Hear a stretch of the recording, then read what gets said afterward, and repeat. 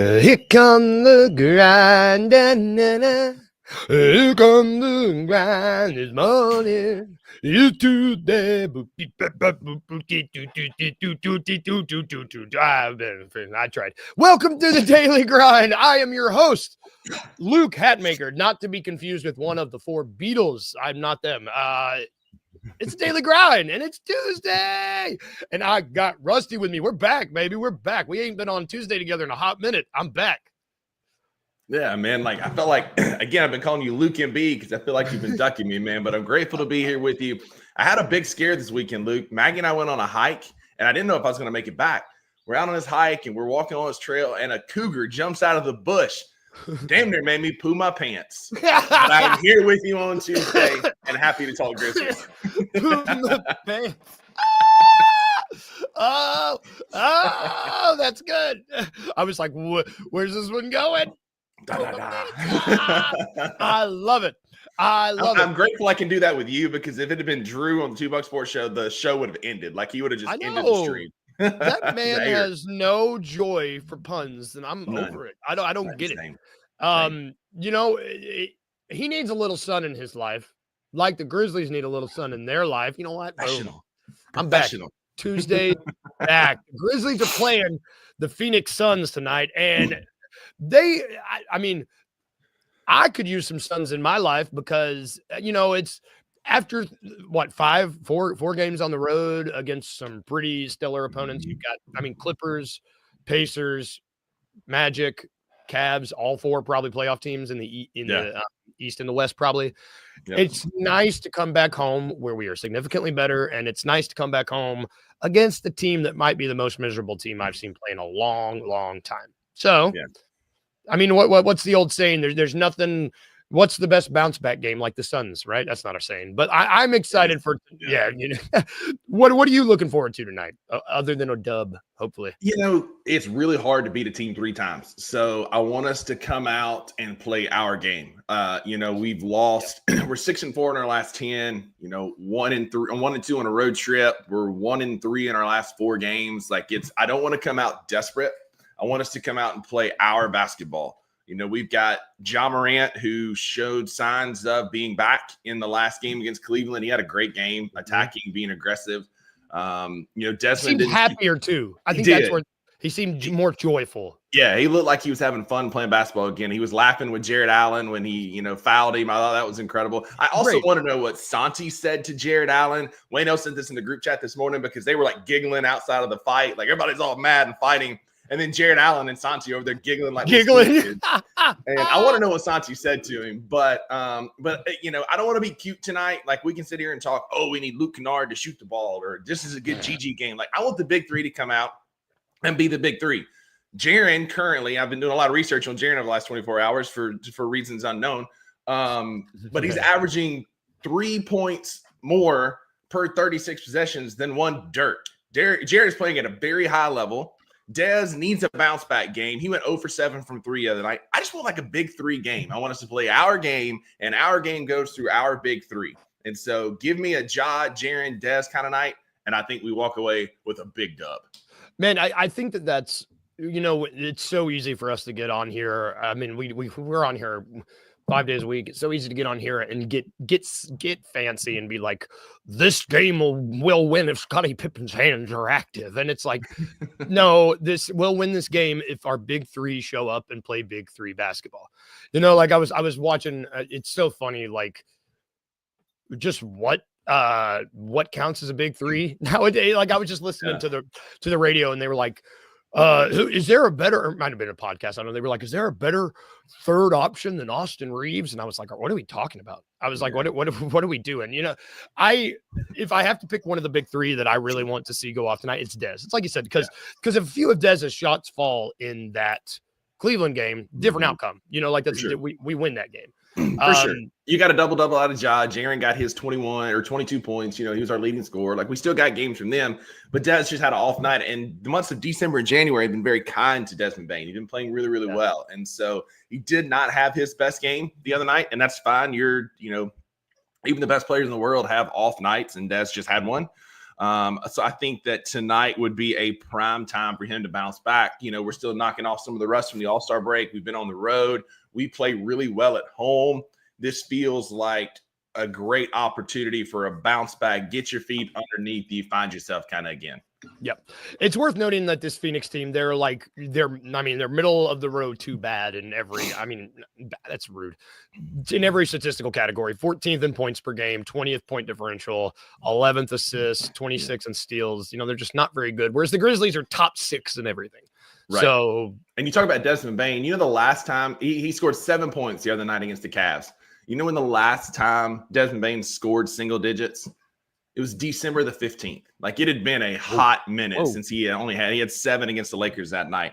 But I'm looking for him to get his shot back, and he had 8 assists. Like, he did other things well the other night against Cleveland, but his shot is too good to be bad 2 games in a row. So a Desmond Bane night tonight would be great. Phoenix is one of the most miserable basketball teams. And one of the best examples of what happens when you go for transaction porn and you trade too many people and you do too much. Yep. Yes. Yes. It's a great way to take a franchise, because they were literally a point guard away when they were in the finals a few years ago. Like, they just moved Chris Paul, get a decent point guard, and you got a perennial finals team. But tonight would be a good night to go get a win over a miserable basketball team. They got KD, one of the best pure scorers in the world. We'll talk about him more in Tube and Tuesday. We've got, Beal, who you just kind of hit or miss. Book can put it up. Like, it's not a team to trifle with, because they can bite you.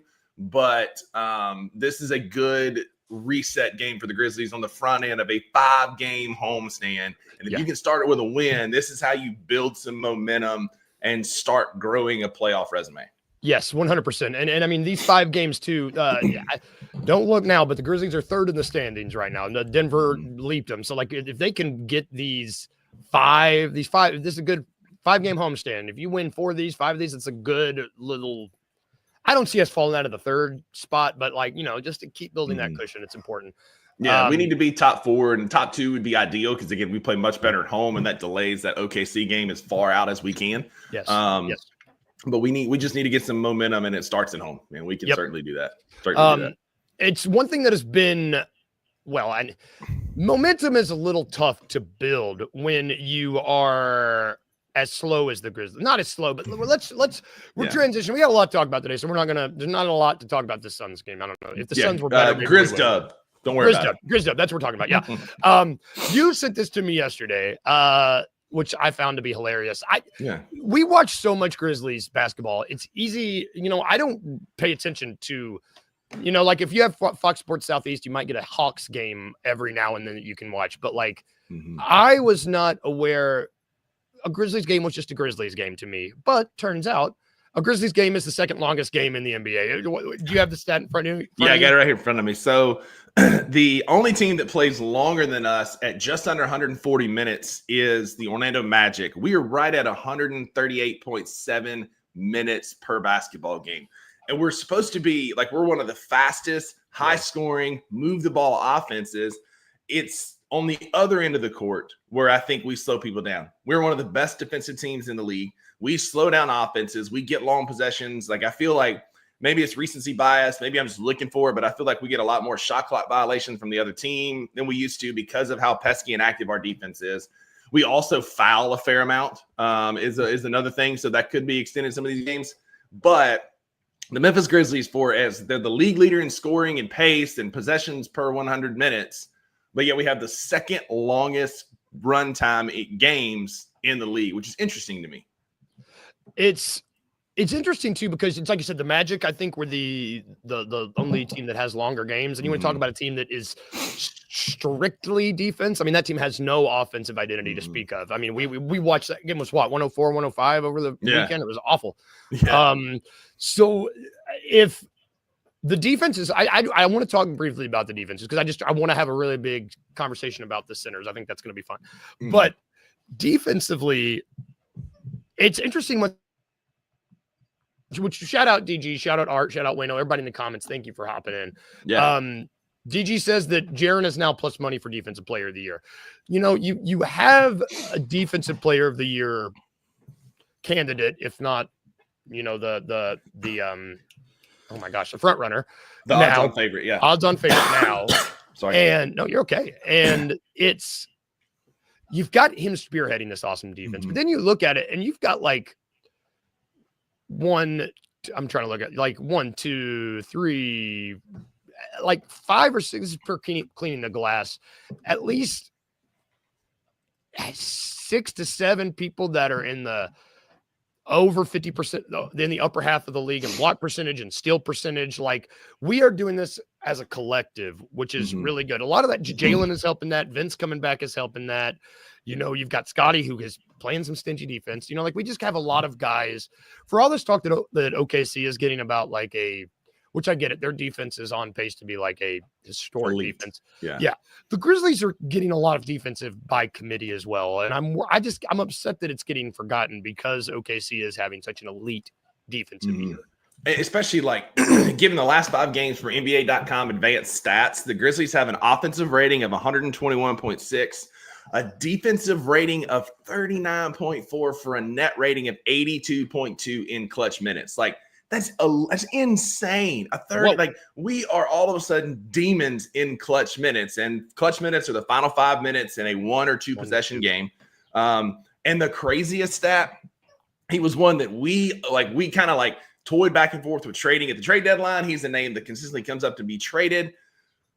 But in 29 clutch minutes so far this year, Brandon Clark being on the floor, the Grizzlies have a defensive rating of 65.6. Like, Brandon Clark is playing winning basketball. He'll come into our conversation here in a minute, but we've got guys that are doing things. BC, I'll throw Santi in there. Sorry, Wayno, because his defense, as bad as it was early in the year, has gotten better. And then Vince, Jalen, Jaren, like, we've got guys that are doing things that aren't going to fill the stat sheet, especially BC and Vince Williams Jr., because he is always in passing lanes. He's always creating chaos. Tip outs, tipping passes, and things that aren't going to necessarily fill the stat sheet. But we got a lot of guys that are willing to be hustle players and do the dirty work that other players aren't. And that's what it's making us an elite level defensive team. We play very unselfish basketball on the defensive side. Some of the help numbers aren't great, but we don't need that when our guys are better isolation defenders than most of the league. Without a doubt. And we're talking about these guys that do like they do everything. Like you said, they do all the hustle stuff, all the dirty work that a lot of these other defenses do not. What's great about that is you mentioned Brandon Clark, you mentioned Jalen, you mentioned Vince. Any one of these guys can also go off for 15 plus, which is awesome because the defense very rarely is going to falter. At this point, it's been pretty consistent throughout. Yeah. If that stays, I will take a bad offensive game because the big three are going to give you enough to where that doesn't matter. You know, like we used to beat people in the mud. Yep. Like, we would go down and beat people in the mud when we had a incredible defense and the offense wasn't that great in the grit and grind years. And we carried that to a Western Conference Finals. Like, that team, like, we were beating people 88, 85, like not 105, 104. Like, it was some ugly basketball. And we made it work. Yes. Like, the old adage holds true. You know, Bear Bryant said, you know, offense sells tickets, defense wins championships. And it's can you stop people in the playoffs? Can you get those stops, stop runs, so, you know, get rim protection in the playoffs that matters. And we're showing that we can do that. Our offense struggles at times, especially if we have to shoot a lot. See the Cleveland game the other night. We had, like, Zach Edey was working his tail off in that fourth quarter, getting offensive boards and tap outs. And we had 2, 3, 4 shots in the possession and made none of them. Those shots are going to fall, right? We're going to get those shots to fall. We got too many good shooters to not. Yes. But just the effort and the hustle that we're seeing in some of these, again, non-stat sheet filling, you know, roles are going to be what carries us into the playoffs. Yep, I completely agree. Which let's go ahead and it's a transition-y show. I love it. We're talking about the playoffs. Let's talk about, you mentioned rim protection. I want to talk about our center, our front court rotation, because we're going, you know, when the game slows down, you get into your half court offense in the playoffs. You know, having a center that can do, you know, having just pieces to play in your front court matters. I just wanted to. You sent me this, and I think a lot of this spurred on by the Brandon Clark conversation because he has been playing so well. But Do you see the center rotation, the big rotation? Do you see it as more of a matchup dependent thing in the playoffs, or are you of the mindset, just once we get to the playoffs, you just run Brandon and Vince out there with the starters and we just go for it? I'm of the mindset that we start Zach Edey. Okay. No, I trust me. I like it. So I've been thinking about this a lot since I sent you this last night, because there's a justification and argument for Zach Edey, for Brandon Clark, for Santi Aldama, whether you like it or not. And we're also going to see some minutes with Jaren at the 5, right? Yep. I think when the playoffs get here, for all the talk about Jaren's lack of rebounding, though he's rebounding at a career high pace right now, or he's like 0.3 rebounds off. Like it's something, he's rebounding the ball very well per 36 possessions, per 36 minutes, excuse me. I think Zach Edey gives us the best chance to win. And don't come at me with the pitchforks. I know he's a rookie. I know rookies don't fare well in the playoffs, and he may not. But I think we need to start there, because what he does on the glass for us is sorely needed. And here's the thing. If you watch Zach Edey's last, say, 4 or 5 games, he starts very poorly. He did not start well against Cleveland. But by the third and fourth quarter, he was a must play, because he was getting rebounds. He was getting tap outs, and his tap outs are getting better. Used to, he would tap it to Brenda in the third row over there with no reason whatsoever. Now he is finding ways to tap it to Desmond or Jaren, or at least give us a chance to go get it. Now, again, he made an errant pass the other night against Cleveland that turned into a Ty Jerome run out 3. Those are going to happen. But Maggie and I were watching that game the other night, and we were talking about Steven Adams, and she was like, I didn't even see him play, and I miss him. And I'm like, yeah, I know. Trust me, I miss Steve-O. But the things that Zach Edey is doing is very Steven Adams-esque with the tap outs now. He had 8 offensive rebounds the other night on a night we got our ass kicked from a rebounding perspective. Yes. And so BC gives us winning minutes. I just talked about that. We're a plus 65 with him on the court in clutch minutes. But I think what Zach Edey can bring to the table, to me, is where I think we will start, and then we'll see how the matchup goes. Because there's going to be nights where Edey is just unplayable. He's a rookie. It's going to happen. But then you got Brandon Clark. Then you got Santi Aldama. Might even have Marvin Bagley. Yep. I'm glad you brought up Edey, because we didn't talk about this. We have not spoken about this. I pulled the numbers up on Cleaning the Glass this morning, just checking it out. Edey currently is in the 86th percentile. Lineups with Zach Edey, lineups with Zach Edey at center, 86th percentile with a plus 8.2. And that's over 1,800 possessions. And his offensive rebounding percentage, he is in the 99th percentile. I mean, the 99th percentile. Bueno's right here. He will do well in the playoffs because it's going to slow down to a half-court game. Our runouts and running the court are going to slow. The game is going to shrink. And where does Zach Edey perform his best? In a half-court offense, like Greer says, where he's getting touches inside the arc, where you throw it to the hand, like we used to do to Zebo. Let him get position, throw it to the hand. It's going to become a half-court offense, and Zach Edey will thrive in that. Again, like Wayno said, he's going to make rookie mistakes, but Zach Edey's style of play is what we're going to need come playoff time when the game slows down. Yes, I agree. Well, and I'm going to shout out Daniel to DG. I think having these three, Ja, Luke, and Santi all on the floor at the same time you're running the risk of something there. Mm-hmm. However, I want to talk about Santi really quick, because we're talking about this. Lineups, there's not very many possessions where Santi has played the 5. But in Cleaning the Glass, Santi is in the 90th percentile in point differential in lineups where he plays the center. Granted, that's Santi's not getting a lot of credit. He's not getting a lot of credit, but he's been better this year. He's been inconsistent. Wayno, you're right. But his defense has been better lately. Ja Morant's defense has been better. Ja Morant is giving up on the defensive effective field goal percentage on isolations for this season, 8.8% field goal percentage. Ja Morant's isolation defense has been significantly better.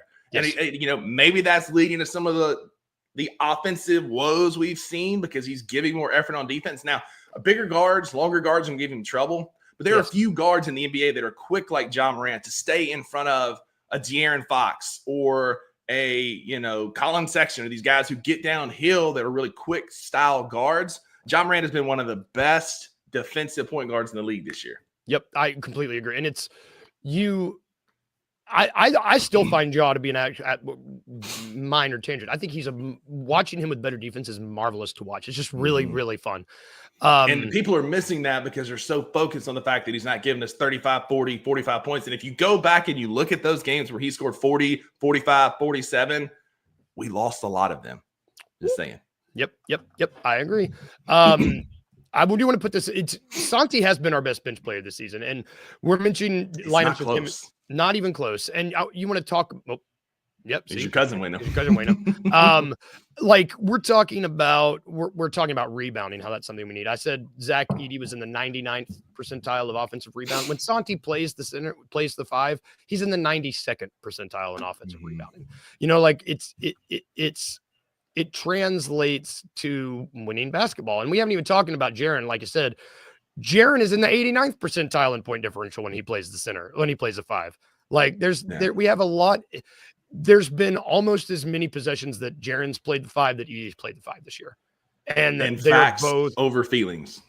Yes. And they are both in the 86th for Edey, 89th percentile for those two. And that's without even and that's without even injecting, like you mentioned, while we started this conversation, injecting the winning player that is Brandon Clark into this. Because Brandon Clark does everything well. You know, like he's not great at anything, but he's good at a lot of things. He's good jack of all trades. That's it. Like he could get you that floater when you need it. He's still a moderate lob threat. He's lost some bounce for sure since his Achilles injury, but he's still a moderate lob threat. If you watch like him and Jaren both. So 2 things about rebounding. All right. Again, I'm staying away from that conversation. I've given way too much oxygen on Twitter already, but like Jaren has been in Taylor Jenkins' system ever since TJ's been here. Jaren has been more of a perimeter player because he's such a threat from 3, because he's such a threat at a dribble drive. BC always seems to have good rebounding position for other people to get the rebound. Now, he may not get the rebound, but I dare you to watch, like tonight, watch BC on box outs. Like BC, box out. Yep. B6'8", he's going to box the hell out of somebody. He is the definition of find somebody and put your hips on him. Like he gets good position, and then Desmond gets the rebound, or Santi gets the rebound, or Edey may get the rebound. But watch BC tonight in his box outs. Like he always just has good position and good leverage, and there's no way that you can put that in a stat sheet because you can't get credit for that. But watch, like I wish there was like a rebound assist statistic because I think BC would be high up because he gets his man out of the way so somebody else can grab the board. Yep. If I was coaching Little League, I'd be like, I would show Brandon Clark and I'd be like, this is how you do what this guy does. Absolutely. And Wayno, shout out this BC just finds a way, and there's no stat for that. And I mean, he's a 6'8" center and is competing with the bigs and playing great plus minus basketball, and plus minus not the end all be all. It's not, but like his net positive 2-man net rating is positive double digits with probably 90% of the team. And he just plays winning basketball. I just don't know what to tell you, man. And one thing, I don't know if there's someone on this team who I don't want to, I mean, God, is it weird? It feels weird to call Brandon Clark a glue guy, but every single, I think we were talking about this in our group chat off air, like every single player, I think everybody on this roster trusts Brandon Clark, but like when Brandon Clark is on there, there is like an ease of like, I know where you're going to be. I know what we all know. The like synchronicity of the team is when Brandon Clark is out there, everybody seems to be in sync. And he's an energy guy, man. Like, I bring this guy up a lot. He's one of my all-time favorite Grizzlies that doesn't get a ton of credit, but he's a JaMychal Green that you just plug in. You know what you're going to get. You're going to get high energy. You're going to get engagement. You're going to get hustle plays, and BC can bring that energy off the bench like JaMychal used to do in the grit and grind era. Like JaMychal was the energy guy. When things were going slow and sluggish, you put JaMychal in for 12 minutes, and he was going to fly up and down the floor. He was going to die for basketballs, get you 2 3 points, 5 rebounds, and then go sit down. And that's what BC is. Man, for a while there, JaMychal Green was like the 5th Grizzly. Like, like it was the core 4, and then JaMychal Green was coming off, and he was like, all right. That dude, man. Like, he's one of my all-time slept-on favorite Grizzlies. Like, he was not great. He was never going to be a 6th man of the year or an all-star. But damn it, if he didn't try real, like there was a hustle award, like you're not real good, but you sure do try hard. That's JaMychal Green. You're not real good, but you sure do try hard.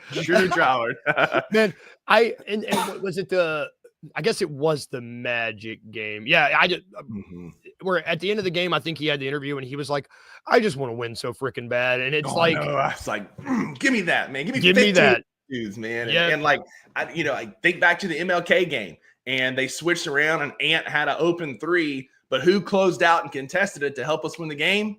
Brandon Clark. Like, again, just in the right place at the right time, playing winning basketball. That's what hustle will get you. If you hustle, you'll end up in the right spot more often than not.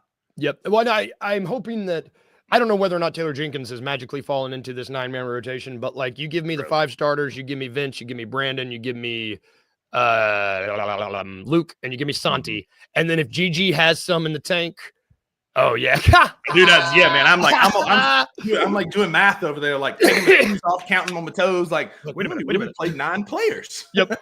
Who are we? He seems to have been like, if Scotty doesn't have it or if GG doesn't have it, I'm gonna call him back. And he seems to only be playing those guys if we get into foul trouble. But like, push these 9 guys out, because with Santi, Brandon, Vince, and Luke as your 4-man bench unit, you got a lot to work with there. I mean, you're exactly right. You start Ja, Dez, Jalen/Vince, one of those two. I still think it's going to be Vince come playoff time. But I do too. Jaren and Edie, and then your 4 guys off the bench: Santi, BC, Luke, and then GG or whoever that other one is. I mean, that again, casuals will tell you that that's not proven in the playoffs. But you give me that 9-man rotation, and I'll take them against just about anybody not named OKC. Yep. I agree. I mean, because you got hustle, you got defense, you got offense. Any one of those dudes could be a 6-man for, like, any one of those dudes would be on any 7-8-man rotation around the league. Any one of those dudes. Not even close. I listened to a pod the other day where they did a fake expansion draft like we did, and Santi Aldama was the number 1 pick taken. Mm-hmm. Like, he just fits today's NBA. He's a stretch big who can get you rebounds, who's serviceable from beyond the arc. His defense is improving. It's still not great, but he's not a revolving door like he used to be. No. And like this has been a career year for Santi, and what better year to have it than a year when he stands to get paid. And if it comes down to this offseason and it's like, we got to pay Jaren and we can only pay one other player, to me it's Santi Aldama. I love Luke. Again, he's one of the world's best 3-point shooters, historically best 3-point shooters, but he doesn't shoot enough threes for me for it to matter. I'm paying Jaren and then quickly paying Santi Aldama. Also, man, when Santi gets that chip on his shoulder, there ain't nothing. I really like when Santi trash talks. He gets chippy, and I like it. He gets fiery, man. That little Spanish temperament comes out. Like, he gets feisty. And unlike Dez, when Santi gets feisty, good things happen and we win. We ain't gonna talk about how we're like 1-8 all time or something when Desmond gets attacked. Right. But like when Santi gets feisty, look out. Yep, look out. That's enough Santi talk. Sorry, Wayno. So the starter in the playoff, I think we agree, will be Zach Edey. And then from there, it's matchup dependent on how the rest of the game goes. But you start with Zach Edey because you need rebounding. 100%. And the stats don't lie. He's the best offensive rebounder we have. I mean, he's the best rebounder, hands down, that we have on this squad right now. After John Conchar. And he's a rookie. He's just after John Conchar. He is in the pantheon with John Conchar. And just a quick reminder, I know we're moving off this topic, but this is only his 7th season of playing organized basketball. He's still figuring it out, and he's already grown. Like the growth trajectory that he's on for this season, when he gets decent minutes and Bobby Hill isn't sitting him over there next to the Waffle House menu while we're getting chopped, smothered, and covered out on the court. Like, when he's on the floor playing consistent minutes, like, Edey gets better, and he's gotten so much better already with positions and fouls and being in the right spot. That Cleveland fourth quarter was like just what you want from a rookie big. Now, again, it wasn't perfect. Exactly. It was a playoff atmosphere. It was a big moment. It wasn't perfect. There's no perfect player, but it was a lot better than what it used to be. And I need you tweeting that every game. 7 years of basketball, because I forget that. I was like, like 7 years of basketball. My guy is been playing for 7 years, and he's already competing with Jared Allen and Evan Mobley for rebounds. Like, come on, bro. Come on, bro. I like overthink it. Don't overthink it. Hey, man, it's a long season. That's what we do. It's so easy to overthink it. You know what's not easy to overthink? I don't know. That was bad. I was doing good on my transitions till the end. Tubin. Don't overthink it. Just watch something good. Just watch TV. We haven't tubed in a while. I think I know what you're going to talk about, but I don't know. We might be talking about the same. So I got 2 things to talk about. One of them, I think we're on the same page about probably the greatest basketball documentary of all time. Right up there. It's The Last Dance and Court of Gold, like 1A. I mean, really good. Oh my God. Like we talked about it a lot. Drew's talked about it a lot, but like if you haven't watched it, like go watch Court of Gold. I mean, it made me like, I liked Kevin Durant before, but I really like Nicholas Batum a lot more now after watching that guy. Like Evan Fournier got that dog in him. Like he doesn't mess around. I like the feistiness. I love the Serbian coach. Like he would just be like, you mother, just cuss them out and then be like, sorry guys, let's go win. And I'm like, that Serbian team, dude. Awesome. I love that Serbian team. I was just like, man, these dudes are like. For Nikola Jokic, it was a great piece too, because like everybody thinks he's just this big, goofy dope who plays basketball, who only thinks about horse racing. But then he's up there with the dry race marker, like this is what Steph's going to do. We need to do this, this, and this. And it was cool to get in his head a little bit. Like it did a lot for Kevin Durant, Joker, Wemby, and how his preparation and mindset is. And then listen to Boris Diaw and Nicholas Batum talk international basketball. I was all in, man. It's so good. There's something for like you could say, like The Last Dance objectively was one of the best documentaries ever. But if you're not very, very much so like a American basketball encapsulation, you know, like, but there's stuff for everybody in here. International basketball, good documentaries, like American basketball. Like there's just a lot in this documentary. Especially like for a team like Serbia, who is so like Serbians and just that whole Eastern European mindset is so private and blocked off. Like for them to have that kind of access, like the Eastern Bloc, man, that stuff's crazy. I mean, but yet they were in the locker room. The coach kicked him out at one point when they were talking strategy with Jokic, but like, you know, Bogdanovic was great. Like, listen to him talk. Like they talk back to the old, like Arvydas Sabonis, and then what's the other guy that Vlade Divac years for the old Yugoslavia USSR teams. Like, you're absolutely right. For hoops head like us, Wayno, I know he's going to love it. They do talk about Patty Mills and the Aussies a little bit. They show them getting beat. Sorry, Wayno. But the German team, but like for hoops heads like us, like the history with it is really good. Very cool. Again, they're pulling out Steve Nash is in there, Boris Diaw, like these Patty Mills. They pulled out some of these older guys. Tony Parker's in there a lot. Like it's exactly who you want to hear from. It's exactly the guys you want to hear from. Exactly. And then they bring it into the modern era with USA basketball. They talk about passing the torch, about Stephen Braun coaching, Ant being back in 28. Like it was a really well done piece. And the last segment is Wemby being interviewed, and he says, you know, I just feel sorry for the opponents going forward. And they said, the NBA or the Olympics? And he goes, both. Documentary ends. And it was it was awesome. Yeah, man, that dude, Wemby knows how to like script a moment. That's a good moment. Like both. Just good. Both. Good. And it's just cool because it brings interest back to the Olympic basketball. I'm more excited for 28 now to watch, like, because it's not American assumed dominance anymore, because the French national team is so much better. The Serbs are so much better. The Germany is great. That's it. The Wagner brothers in Germany. Like there's a lot of international talent. Canada with RJ Barrett, who for some reason is way better international basketball than he is in the NBA. Doesn't make sense. Whatever. SGA, Dylan Brooks. Like it's going to be good world basketball for a long time. Yeah. It's between FIBA and the Olympics. We're set for international basketball, which is great. What you said you got one more. So I'm not watching one more thing, but I'm hopefully going to see it tonight. My plan is to go see Brave New World, the new Captain America movie tonight after work. And I'm excited, even though they gave away the biggest twist in the trailer. I don't know why you would do that. It's fine. But I like Harrison Ford. I like Hulks. I like Red Hulks. So I'm going to go see that tonight. I'm excited. Nice. I do want to show this. I'm not watching Reacher, but we got some Reacher heads. That's what I'm calling you guys. Reacher heads in the comments. I know it's got that big boy, the big white guy.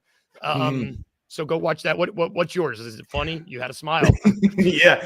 I am apparently a bachelor girly now. I'm watching The Bachelor with Maggie, and it's just like, it's wild with these girls getting like all salty because they're like, he's over there getting connections with other girls. And I'm just sitting here on the couch. Like, brother, you signed up for this. Like, I don't know what you expected, man. Like, and now they're going like, apparently like hometowns is a thing. And so they're going to hometowns next week, and they're going to meet the families of this guy who's actively dating like multiple girls. Like, if this was the saga in Memphis, like you would be all over the news, whatever, but it's on national TV, so it's good. And so like it is what it is, man. I did not see that. You could have. You could have given me a list of everything. Bachelor would have been the last thing. Yeah. Man, I'm gonna get you a bingo card. I know people play bingo on The Bachelor, and this show's been around for like 20 years, and you're like, and I've never seen an episode. I don't know what this is, man. Like I've watched more with Maggie. Like I've given her, like she's opened her eyes to basketball and bourbon. So you're opening my eyes to The Bachelor. Oh, shout out Maggie. That's awesome. That's awesome. If there's any bachelor or bachelorettes watching the show, come on, we'll talk. Literally, I am 6'5". I'm 255 solid pounds, a little soft in the middle. Like I go to the gym, like I've got a beard, whatever. But I am drinking wine on the couch, watching The Bachelor last night, talking about hometowns. Like I don't know who am I? I imagine you with your glass. You're like, like, I don't know about the home. I don't think that's the right move for her. I don't think that's how you're going to spend your one-on-one time with Grant. That's how you're going to spend your one-on-one time with Grant. Like, come on. I was like, is he going to name him? He's going to name him, isn't he? I had to think about it. Oh, and then the best part of last night. This is really funny. We're way off the rails at this point. So sorry, guys. But like, then this girl has one of those numerology tattoos, like 4s on her hand or whatever. And Maggie and I were like, I don't know what that is. So I Google it. And like across like 3 different websites, it's apparently a thing. Numerology is when you see 3 numbers in a row, all 0s, 1s, 2s, 3s, 4s, whatever. I know what 6s mean. Yeah, not good. Not good. But they mean something different every website you go to. Like one is intuition, the next is protection, and next is you need a margarita. Like I don't know. Like it's all over the place. It's just like we went on this rabbit hole last night watching The Bachelor, looking up numerology. It was an incredible experience. Highly recommend trash TV with your significant other. It's a great time. We're going to start making one Tubin Tuesday a month might be Trash Tubin Tuesday because I love this. We're going to workshop it. We're going to have a Trash Tubin Tuesday once a month because this is great. I love it. That's going to do it. We can't go anywhere after The Bachelor. It made new podcast. Oh my gosh. What if we did like a Bachelor podcast? Rewatch? That we don't like, we start from the beginning. Somebody who's never seen The Bachelor ever. Two guys, we drink bourbon, we watch The Bachelor, we talk about it. Like Kenny, we're giving this is an idea for a show, Kenny. Where you at, Kenny? If you're watching, just listen. Call if our Grind City Media can do cooking with Lane Whitaker, you can do The Bachelor with Rusty and Luke. Come on. That's gonna do it for our show today. Thank you for watching, everybody. Bachelor with Luke and Rusty will be back tomorrow. That's not true. Daily Grind will be back tomorrow. Hopefully to celebrate a Grizzlies dub. Speaking of Trash TV, Love is Blind. I see you, DG. We're going to talk. Trash TV's coming. We're going to talk about it. It's coming, everybody. Everybody have a good day. Be safe out there. It's warmer today than it was last week. Stay warm, stay cold, whatever. If we can leave you with anything today other than a Grizz dub, so remember to be a little weird and remember to smile. Bye, guys. We'll see you tomorrow.